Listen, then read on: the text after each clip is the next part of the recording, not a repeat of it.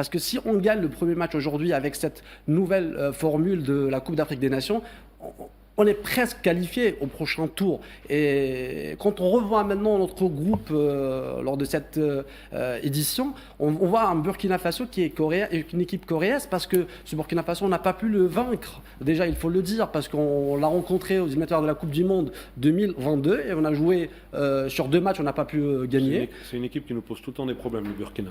Exactement. Et si on se rappelle, lors de la dernière CAN en Côte d'Ivoire, on a aussi affronté le Burkina et le score c'était 2-2 et avec un Bertrand Traoré qui était très, on va dire, en feu parce qu'il a arrivé à renverser un petit peu la situation parce que l'équipe algérienne, elle pouvait finir la rencontre en quelque sorte avec les 3 points. Aujourd'hui, si on parle de cette Coupe d'Afrique des Nations, on a des équipes qui font mal parce que la Guinée équatoriale, il faut pas dire que c'est une équipe facile parce que la Guinée équatoriale, elle était leader dans la dernière Coupe d'Afrique. Excusez-moi, je vous coupe la parole. Ça fait depuis des années qu'il n'y a plus de petites équipes. Hein. Ah certainement. Il y a pas. Les équipes se valent aujourd'hui.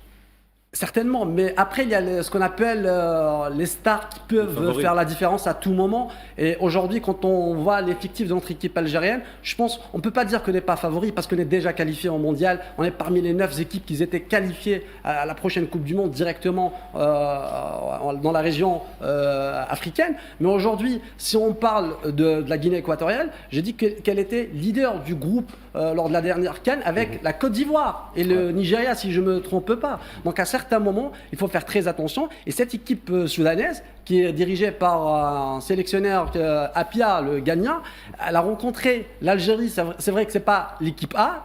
Elle a éliminé l'Algérie lors du dernier CHAN, en quart de finale, après une séance de tir au but. Et quand on l'a rencontrée encore en Coupe arabe, elle a pu nous faire mal, malgré que c'était le seul point qu'elle a pu obtenir lors de cette Coupe arabe.